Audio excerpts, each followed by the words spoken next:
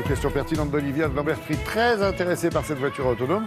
Ces voitures sans permis, puisqu'on ne fait plus rien Est-ce dedans. qu'on pourra conduire sans permis? Quand elle sera complètement autonome, oui, mais la voiture complètement autonome, c'est pas pour demain. Voilà, Donc, il faudra attendre un petit peu. Pour Olivia, ça s'appelle un taxi pour l'instant. Alors, Beyrouth et le Liban à l'honneur pour découvrir et aimer surtout ce pays et cette ville.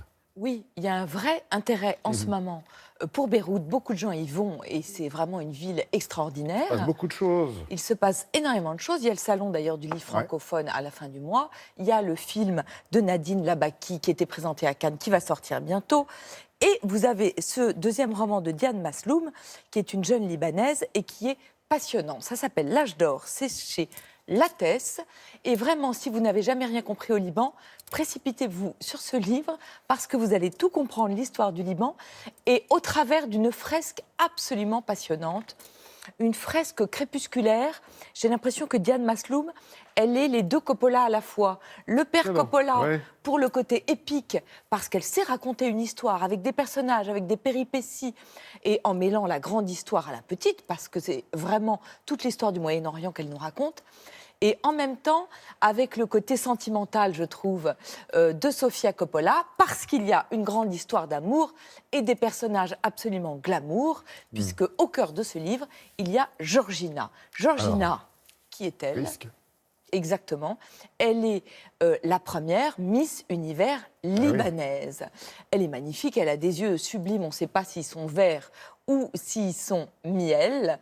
Et en 1971, elle reçoit donc la couronne de Miss Univers après avoir été Miss Télévision, Miss Liban, une ascension.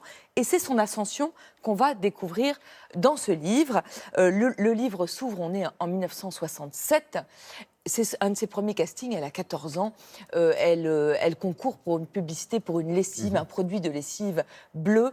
Et puis en fait, ce même jour, il y a un avion israélien qui va violer la frontière, l'espace libanais, exactement. Et donc c'est la guerre, et donc c'est assez bien raconté parce que le soir même, on se sert de cette lessive bleue pour couvrir les vitres, puisque c'est le couvre-feu.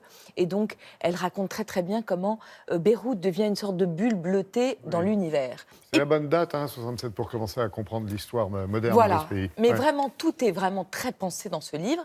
Et en même temps que l'ascension de Georgina, on va voir l'ascension d'un homme, un homme très très beau qu'on appelle le Marlon Brando libanais, qui pendant très longtemps est occupé uniquement à s'occuper de ses Porsche et des blondes qu'il collectionne, et qui ce même jour, c'est le fils d'un grand combattant palestinien qui a été assassiné lorsqu'il avait 6 ans, et là il va décider d'abandonner les Porsche, mais pas forcément les blondes, pour devenir s'engager dans la lutte pour la Palestine. Il s'appelle Ali Hassan Salamé, et alors que vraiment toutes les opposent, puisque Georgina, elle est chrétienne, ils vont se rencontrer, s'aimer et se marier. C'est un livre passionnant parce qu'elle raconte vraiment la fin d'un âge d'or. Cet âge d'or, c'était vraiment l'inconscience d'un pays qui était appelé la Suisse du Moyen-Orient ou alors le Paris du Levant. Il y a un petit détail, elle dit, il paraît que comment ça s'appelle, le barman de l'hôtel Saint-Georges fait pousser lui-même le poivre pour les Bloody Mary qu'il sert à ses habitués. C'est vraiment une jeunesse dorée qui passait son temps à sortir, à bronzer. Et oui, juste avant le chaos, très brutal. Juste avant le chaos, et c'est vraiment ce moment de bascule qu'elle raconte. C'est passionnant, très bouleversant, moi je trouve. Et on n'a qu'une envie, c'est de foncer. Une dizaine d'années. Hein. Ah oui, bien sûr, ça va jusqu'en 79. Comment la guerre civile va prendre de court tout le monde. Et une guerre à laquelle personne ne comprend rien. Et une guerre que personne ne voulait d'ailleurs. Mais ils sont pris en otage, évidemment, par Israël. Et voilà. Et oui, les faux amis et les bons voisins. Voilà. Bien connu. Et vraiment, c'est chez Lattès et c'est passionnant. Vous avez un deuxième ouvrage. Oui. Là, j'ai l'impression que c'est une petite BD, un auteur à Beyrouth. Une petite BD, exactement, un auteur à Beyrouth. Lisa Mandel, c'est une fille très rigolote qui s'est imposée d'abord comme blogueuse. Elle avait fait un blog qui s'appelait Libre comme un poney sauvage. C'est une fille qui est très drôle, très cash, très franche, et qui est invitée par une ONG à passer un automne à Beyrouth. Et la phrase qu'elle entend le plus, c'est un pays très compliqué.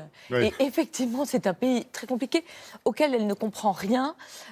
en tous les cas au début, pour vous expliquer, 6 millions d'habitants de Libanais, 4,5 millions de Libanais et 1,5 million de réfugiés.